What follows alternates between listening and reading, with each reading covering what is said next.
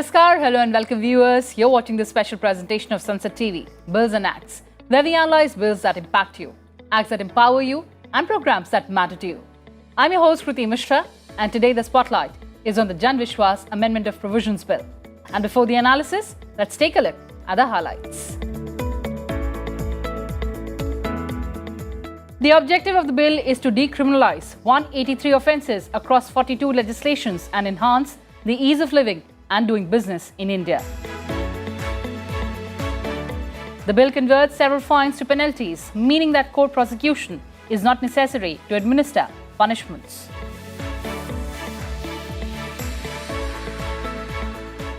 Under the bill, several offences with an imprisonment term in certain acts have been decriminalised by imposing only a monetary penalty. Well, viewers, in the Union Budget of 2023, Finance Minister Nirmala Sitharaman spoke about India taking big strides in enhancing the ease of doing business.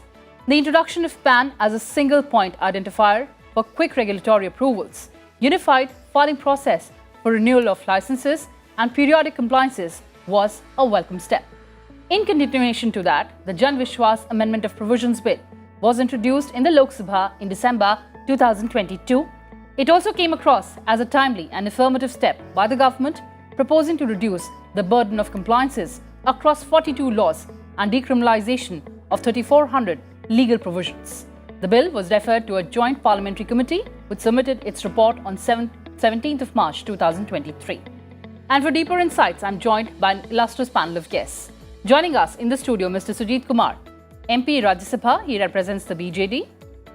We also have with us Mr. Ajay Brahme, Advocate, Supreme Court of India.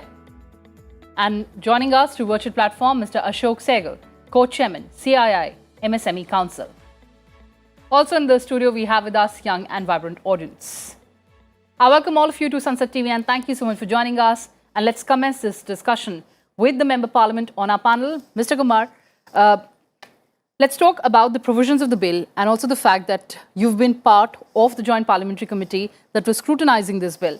So take us through the key provisions of the bill and the main recommendations and observations made by the Parliamentary Committee.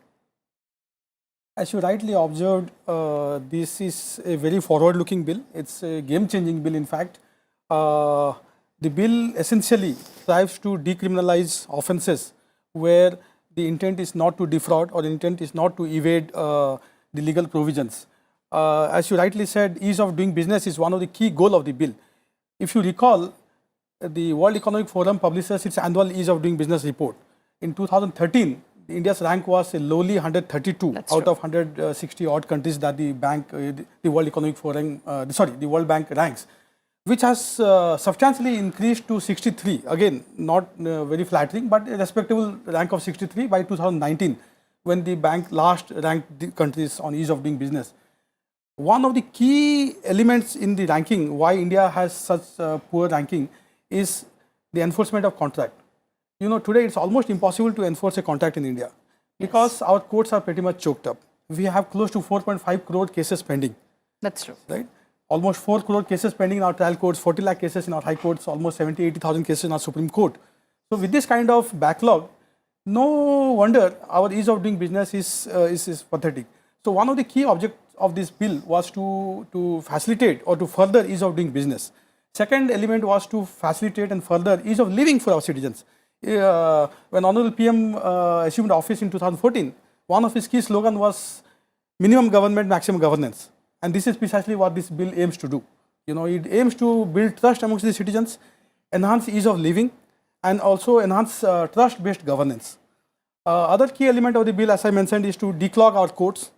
And then finally, the main essence of the bill is to decriminalize large sections of our legislation and outdated legislations. For instance, I'll give you an instance, the Indian Post Office Act of 1898. Right. You know, there are silly provisions. Another example I'll give is under our labor laws, there is a provision where if the washroom of the laborers are not whitewashed every 3 months, then the contractor could be jailed for 6 months. Can you imagine this? Yes, I do agree. I do concede that the washrooms of the laborers should be spot clean, speck clean. It should be whitewashed. Why 3 months? You do it every month. But to punish a contractor for not whitewashing the washroom, for 6 months, I think is far-fetched. Another example, if you allow me, Kriti, Please go ahead, sir. All yours. You know, under IPC, outraging the modesty of a woman is obviously a crime, and rightly so. Then we have under the GST Act of 2017 a requirement to file your annual a quarterly GSTR2 returns. Can you imagine that the punishment for not filing your quarterly GSTR2 returns is the same as the punishment for outraging the modesty of a woman under IPC? So these are some of the very I think outdated and unnecessary provisions in our law. So this bill aims to decriminalize, as you rightly said, 23 acts and 189 compliances, cutting across 19 ministries, and in many cases the fines also have been replaced by penalties. So that the parties don't have to go to court. You can have an adjudicatory body, which is an executive authority, that can define and impose penalties as and when necessary. So I think this is a really good bill which the government has introduced, and I'm sad that it was not passed or at least not discussed in the parliament during the budget session as was expected. But I really hope that it will be passed during the monsoon session of the parliament. Absolutely, sir. Let's hope that this is taken up in the next session of parliament. But you mentioned a very important point about pending cases. Mr. Brahme, now the National Judicial Data Grid says that out of the 4.3 crore cases pending in the country, 3.2 relate to the criminal proceedings, the criminal cases. Now, the fact that we have this bill in place, what will be the impact of this proposed legislation on pendency of cases in our country? See, even under the criminal law, that is under CRPC, which is the procedural law, there is a provision called as Section 320, which provided for compounding of offences.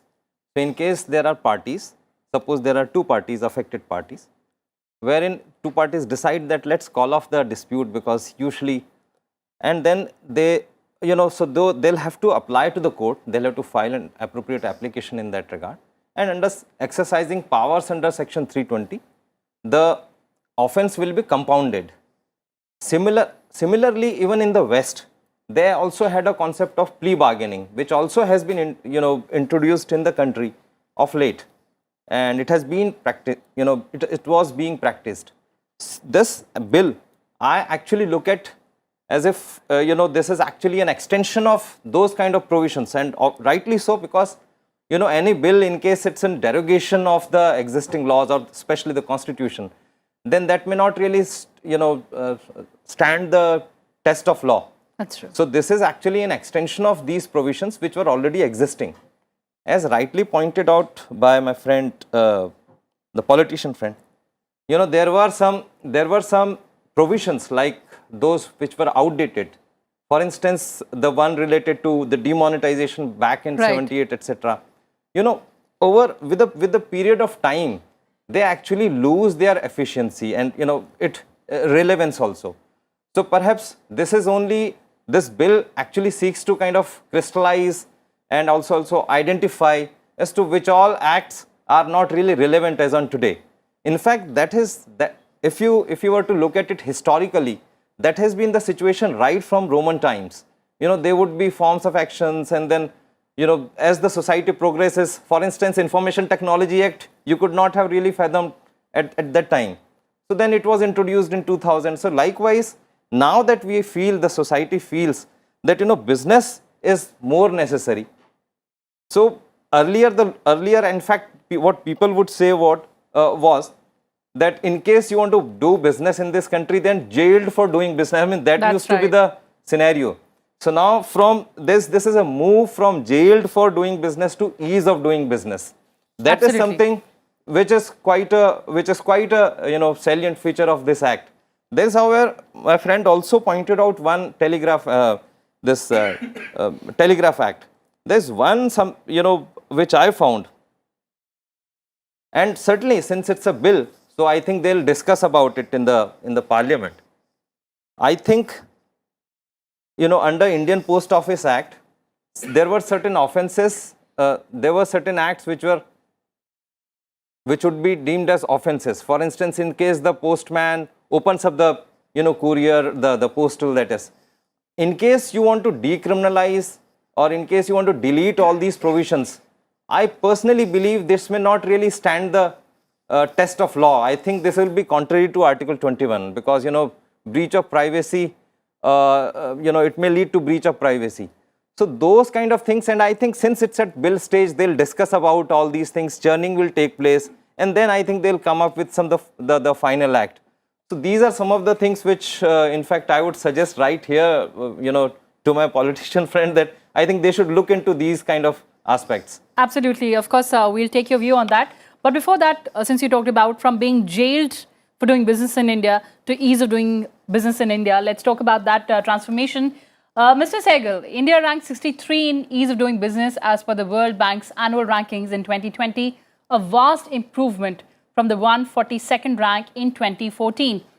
How has that translated actually on the ground, and how do you see the impact of this proposed legislation on ease of doing business in the country?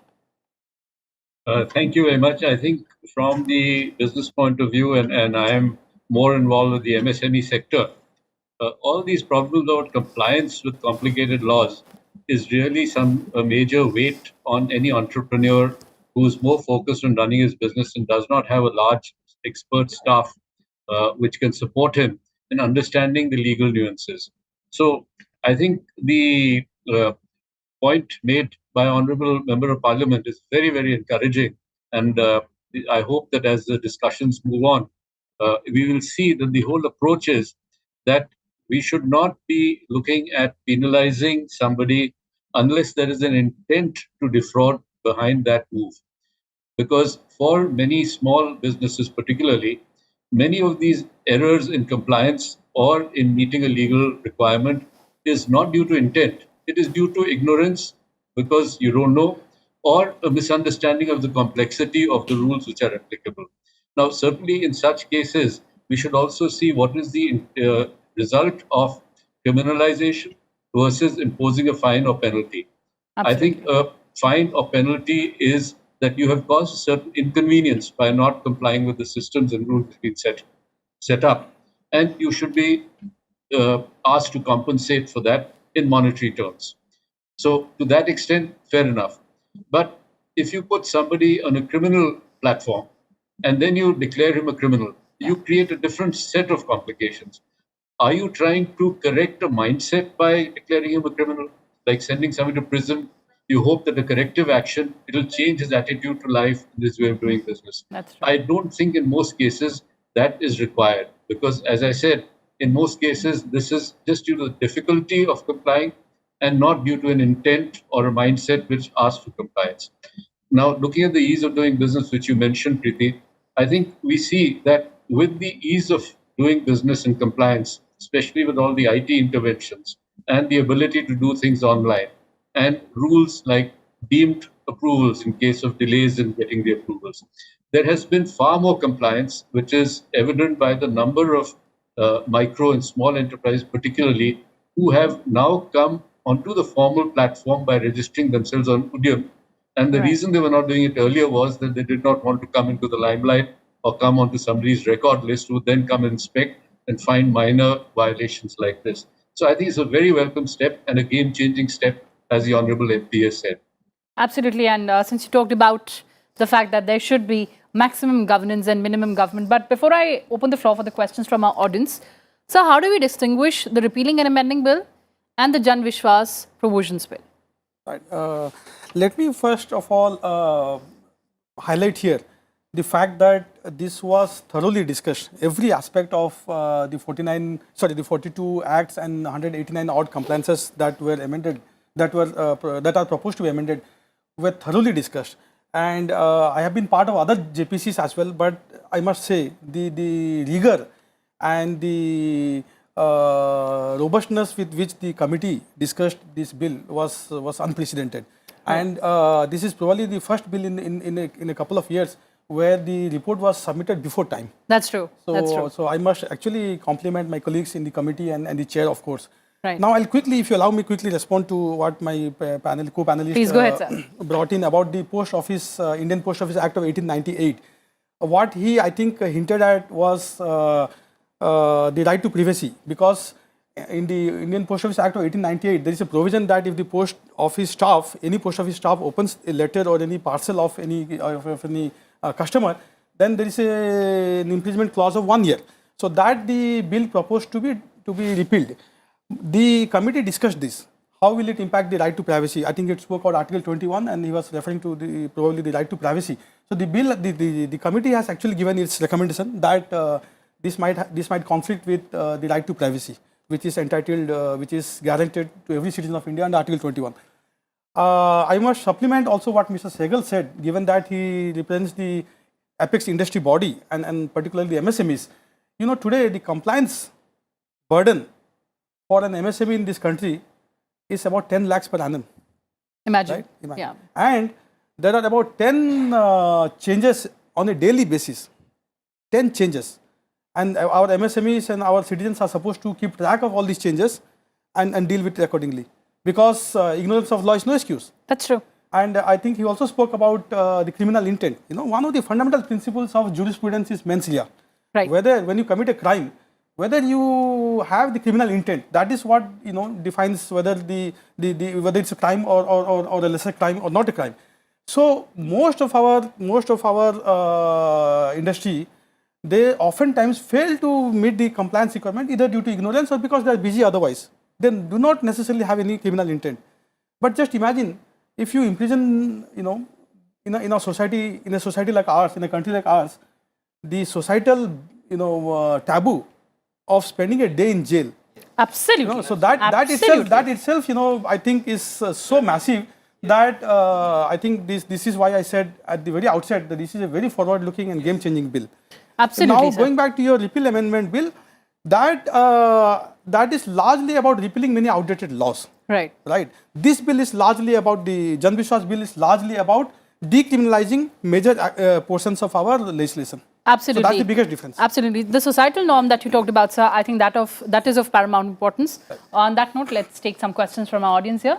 The non-compliance of statutory provisions by the accused company can avoid imprisonment as long as the company is able to pay the penalties.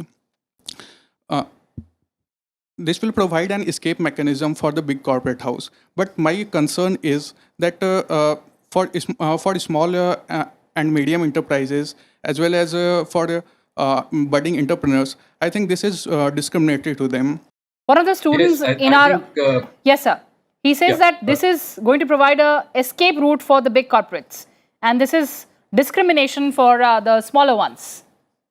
Well, I think we would leave it to the judgment of the experts who have been mandated in the provisional bill to be able to go into the offence that has been committed and decide on the level of penalty to be imposed. Now, the difference between fine and penalty is that the penalty is imposed and discussed by a panel of experts and not a legal person. So there is a practicality to it. I'm not very clear on what are the upper limits, but it should also be known that the penalty for a small offence would be small and for a larger offence would be more. I think that is what would emerge as the bill takes its final shape. So it's not necessarily an escape route. There is also all the other implication that if somebody is a habitual offender, he comes up the second time, I'm sure the expert panel would take that into account and impose a higher penalty. So, yes, you can get away once, but if you haven't learned your lesson, like you haven't done your homework, the next time around the teacher is not going to be lenient with you. So I think at the end of it, we will find that people will come into line. And I think the basic intent has to be that it should be easy for people to comply. And we should, again, as Mr.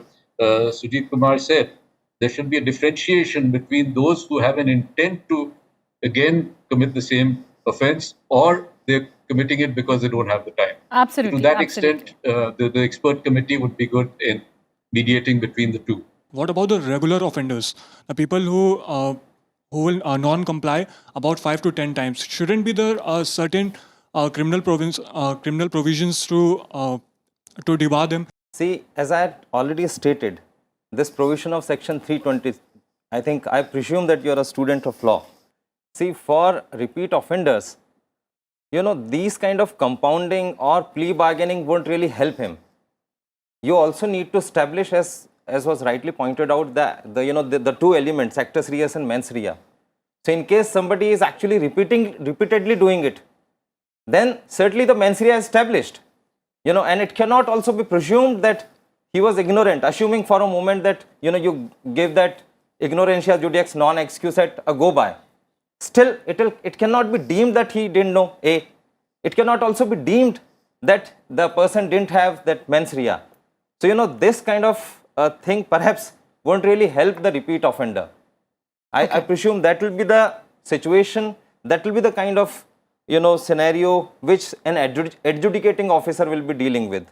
All right. And just to add a Please go footnote to what, related to MSME, the gradations, etc.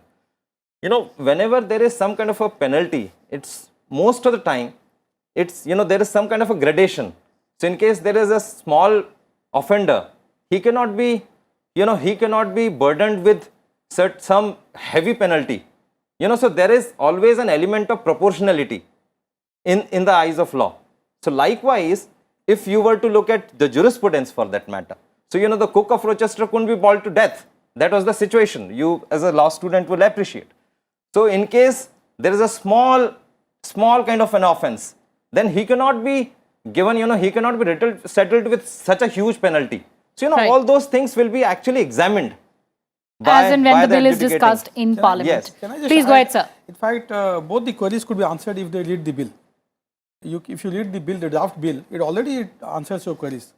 There is provision for enhanced penalty for repeat offence, and also there is a sliding scale, depending on the turnover and Yes. other aspects. So, Perfect. Let's take the last question on the show. Main motive of the bill is to remove the punishment provisions from minor offences. And you mentioned about GST R2B. And you also said that the main motive is to remove the provisions from outdated law. So, sir, how can something that is formed in 2017 be outdated as compared to IPC provisions from 1860 that were formed way back before? So the floor is yours. right. No, see, I mean, I think we are actually, confusing two different things. I gave an example. Of how our some of our laws or legal provisions put undue pressure on our MSMEs and our corporate sector. So this was just an example to highlight the gravity of the situation. Now, having said that, the fact that something which was drafted in 2017 and passed by the Parliament needs amendment. Forget 2017. The IBC is now seeing an annual amendment. So that talks about the quality of our drafting and the quality of the discussion that's happening in the Parliament. So I don't want to get into that, but it's happening. So forget outdated laws. Even laws as recent as 2017, as recent as 2020 are being amended. And precious time of the Parliament is wasted in discussing the provisions. So yes, I completely agree with you that when a law is drafted, whether it's a fresh bill or an amendment bill, then consultation, widespread consultation should happen. This is why I'm of the firm view. Yes. I'm a big proponent of every bill being sent to the standing committee or to a select committee or a JPC, Right. so that there is wider consultation, so that you don't need to don't feel the need to amend it every 2 years. I do understand an IT Act of 2000 might require amendment in 2022-23 because technology is evolving every single year. But something like IBC, something like GST Act, if you feel the need to amend it every 3-4 years, then there is serious issue with our drafting skills and our consultation skills. All right, and as you said that let's expect this bill to be taken up in the next session of Parliament, and then of course all these concerns would be assuaged. Well, on that note, thank you so much for joining us, Mr. Sehgal, Mr. Kumar and Mr. Brahme. Well, viewers, that's all we could pack for you in this edition. Thanks for watching and stay tuned to Sunset TV. Goodbye for now from my side.